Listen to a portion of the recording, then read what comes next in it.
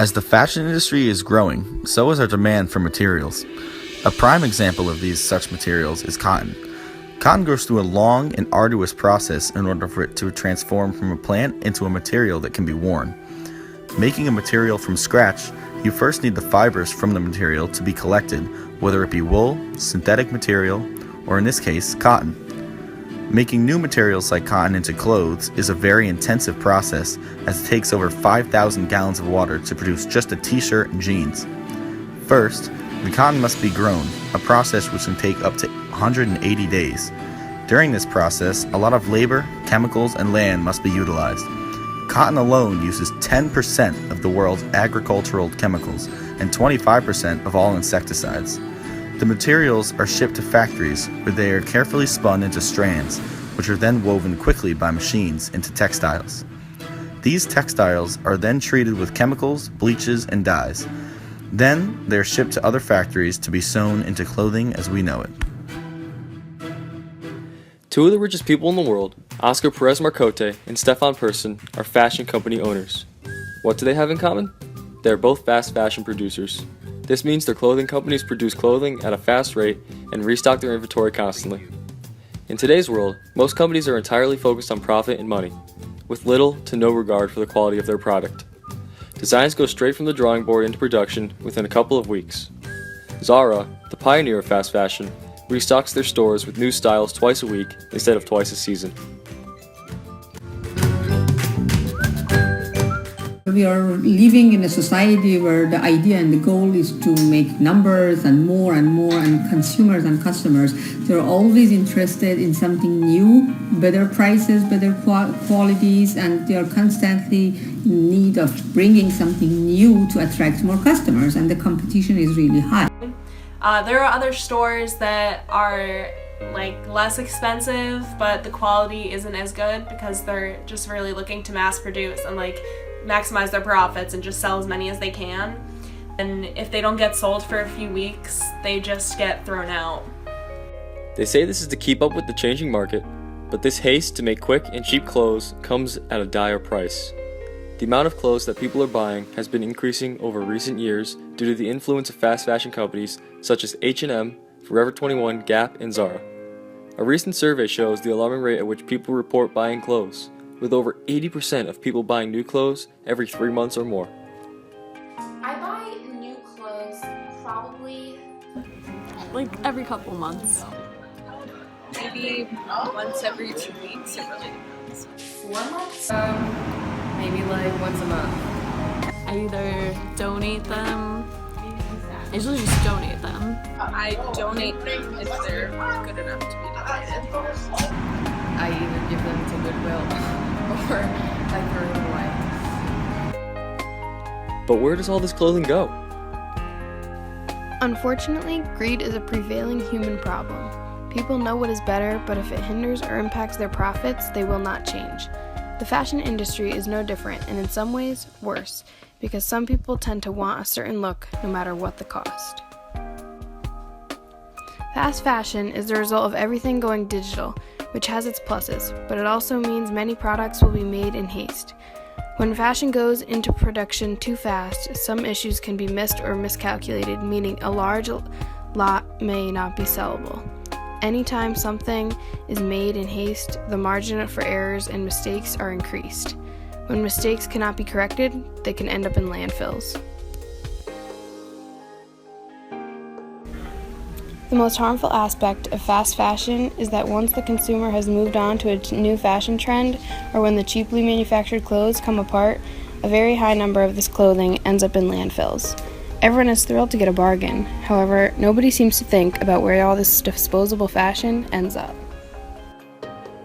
Clothing being produced at such a fast rate leads to major problems when it comes to disposing these materials. When clothing companies make their products, they disregard the effects they have on the environment and solely focus on profits. Unknown to many, fast fashion is the second most polluting industry in the world, whether the clothes are in production or simply sitting in landfills. Contributing to this problem, the use of synthetic materials and chemicals in the production of clothes has been on the rise. Textiles are the number one thing occupying space in landfills across the country. Not only that, but our rates of discarding textiles has doubled over the past 20 years to 14 million tons annually. That's nearly 80 pounds per person. Because of the rise of cheap synthetic materials, substances such as polyester have come to be common in clothing production. Polyester is a carbon-intensive non-renewable resource which is made out of petroleum, water, chemicals, and coal. It is essentially a plastic. Therefore, these articles of clothing will take hundreds of thousands of years to decompose. Not only do these artificial materials occupy space in landfills, but the chemicals used in production often leak into the groundwater underneath these landfills. This immense amount of clothing is not only costing the environment, but the people themselves. As mentioned, our groundwater is tainted, which affects the quality of our drinking water. Also, municipalities are forced to shell out tons of money every year on shipping clothing to disposal. New York City alone spends $20.6 million annually on shipping textiles. That's almost 200,000 tons per year to landfills and incinerators. This comes directly out of our taxpayer money. It is a concern to everyone. A lot of people respond to textile pollution by donating clothing to places like Goodwill. However, few realize that at best, only 20% of the clothing donated actually gets sold due to their low quality. Clothing sold by fast fashion companies have an incredibly low resale value, with cheap polyester valuing only fractions of pennies. Even countries in Asia and Africa are rejecting our donated clothes due to how poor the quality is. Companies like H&M have pledged to start recycling programs, but have put little effort into doing so. As admitted by an H&M company representative, only 0.1% of the clothing donated actually gets used. To put it simply, in today's day and age, recycling is not profitable.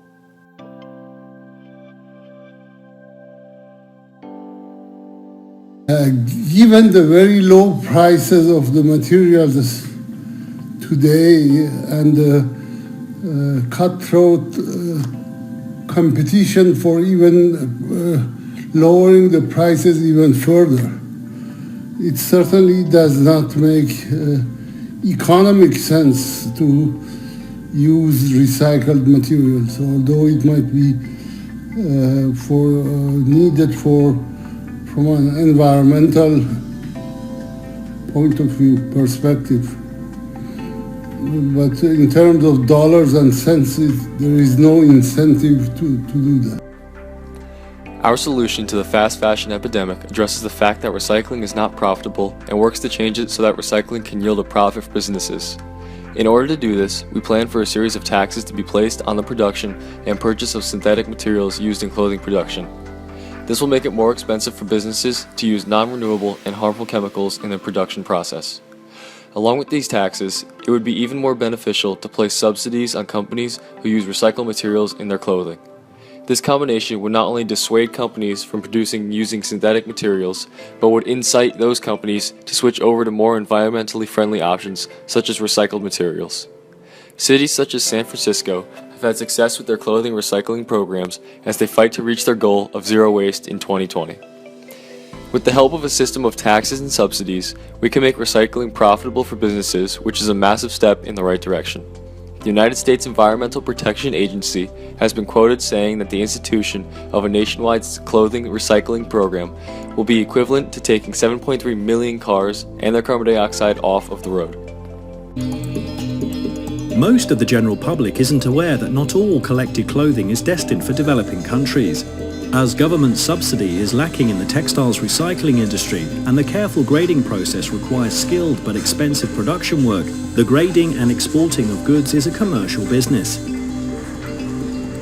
Once graded, the textiles, depending on the quality, may be reused as clothing, remade into vintage items, cut into wipers, or grinded to be reused in carpets and mattresses. The Bohr Group guarantees at least 90% reuse of all textiles collected. Not a very popular notion right now with the Trump administration, but this is why I think regulation can be a very, very good thing. We as individuals are often in the circumstance of knowing that it'd be better if people, if we had some sort of constraints placed on our own individual decisions. But we're too weak, or we're too, we can't really see that our individual action is going to make much difference.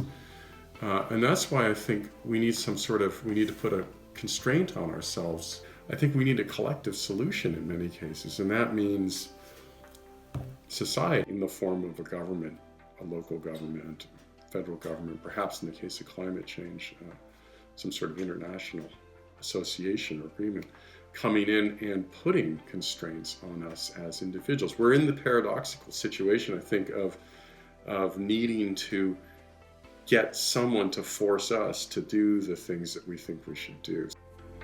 Another plan of action involves the fact that not many people know about this issue. In a recent survey, nearly 90% of people were unaware that the fashion industry is the second largest polluter in the world. The best way to address this is to run an awareness campaign about the negative effects of the fast fashion industry and the importance of the consumer's impact on pollution. An awareness campaign will likely cause people to be more conscientious about their environmental impact while buying clothes.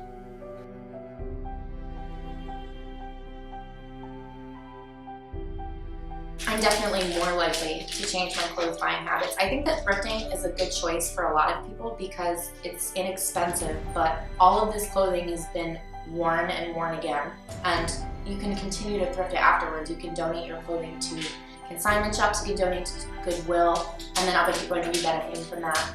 And it just overall, with the recycling, it helps people and it helps the environment. So that's something I've always been doing. I'm doing that for a long time now. I think that if more people were aware of what it took to make things, then that could definitely make an impact. I think that people don't really consider the effects that it has on the environment, but if people were more educated on the topic, then they would be willing to do something. And I think that when companies are willing to take a stand, that's when it happens. Because if people are trying to make an individual change, that's helpful, but we're always being kind of shut down by big businesses because they have a higher amount of power in the buying society. I definitely look at price when I'm doing something. A lot of what I'm willing to pay comes from how well clothing is made. I think that a lot of clothing is overpriced, especially if it's something that's mass-produced. I'm definitely willing to pay more when it's something that you know is made by somebody that's trying to make it in the art world.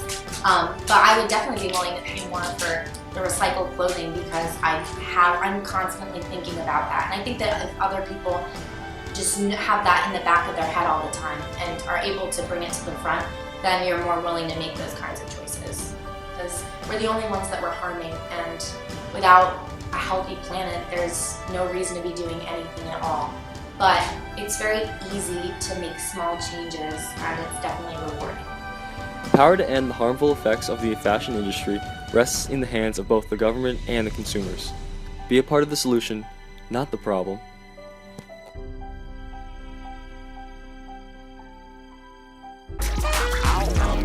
Some tags, only got $20 in my pocket.